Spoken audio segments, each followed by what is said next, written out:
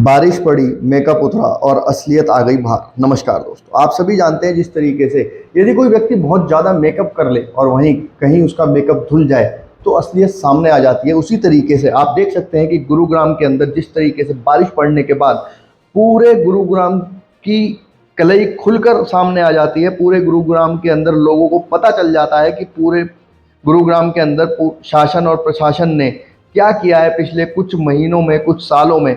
जो स्थिति आप गुरुग्राम के अंदर देख रहे हैं, ये कोई पहली बार की स्थिति नहीं है।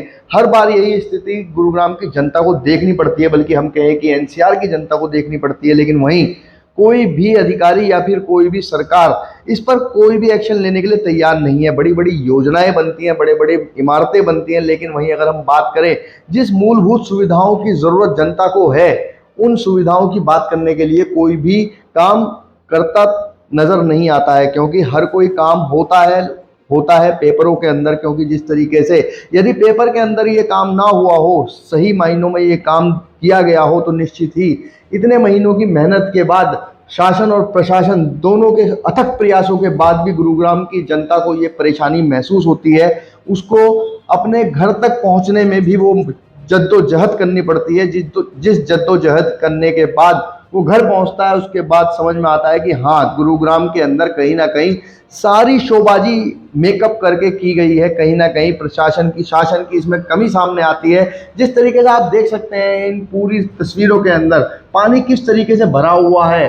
आपने देखा कि इस सरकार के सत्तारूढ़ पार्टी की सरकार के मुख्यालय के, जो गुरुग्राम के अंदर मुख्यालय है, उसके बाहर भी कितना पानी भरा हुआ है। आप इस बात से अंदाजा लगा सकते हैं कि कहाँ क्या कर रहा है प्रशासन और शासन, दोनों की इसके अंदर कमी कहीं ना कहीं महसूस हो रही है। और जिस तरीके से हरियाणा के अंदर अभी लोकसभा चुनाव भी होकर निपटे हैं और आने वाले समय के अंदर विधानसभा चुनाव आने वाले हैं, साल दर साल की यही स्थिति है कि बारिश आने के बाद कोई भी व्यक्ति कहीं भी नाव चलाता दिख जाता है या फिर कोई भी व्यक्ति स्विमिंग करता हुआ दिख जाता है। आप इन तस्वीरों में भी देख सकते हैं कि कोई भी व्यक्ति इन पानी के अंदर घुसने की हिम्मत नहीं कर पाता, क्योंकि उसे लगता है कि अगर उसकी गाड़ी बंद हो गई तो निश्चित ही कोई आदमी उसकी गाड़ी की मदद कराने के लिए भी सामने नहीं आएगा। वहीं घंटों का जाम लग जाता है इस भारी बारिश के चलते, पानी भरने की वजह से। आप देखिए कितनी बड़ी बड़ी इमारतें हैं गुरुग्राम के अंदर, लेकिन वहीं अगर हम पानी की व्यवस्था की बात करें, ड्रेनेज की बात करें, तो कहीं ना कहीं शासन प्रशासन विफल साबित होता है। पिछले अपने इतिहास से कोई अनुभव नहीं लेता, कोई इस तरीके का काम नहीं करना चाहता कि आने वाले समय में ये समस्या ना हो। कहीं ना कहीं भूल जाता है, क्योंकि कुछ दिनों की बारिश के बाद जब बारिश खत्म हो जाती है तो सब अपने अपने कामों में व्यस्त हो जाते हैं। जिस तरीके से भारत सरकार ने एनएचएआई का एक अलग डिपार्टमेंट बनाया था, जिस तरीके से भारत सरकार ने एक एनएचएआई के डिपार्टमेंट बनाने के बाद एनएचएआई के कामों में गति मिली थी और जगह जगह एनएचएआई के काम की वजह से आज देश के अंदर आप देख सकते हैं पुलों का जाल है। उसी तरीके से भारत सरकार को,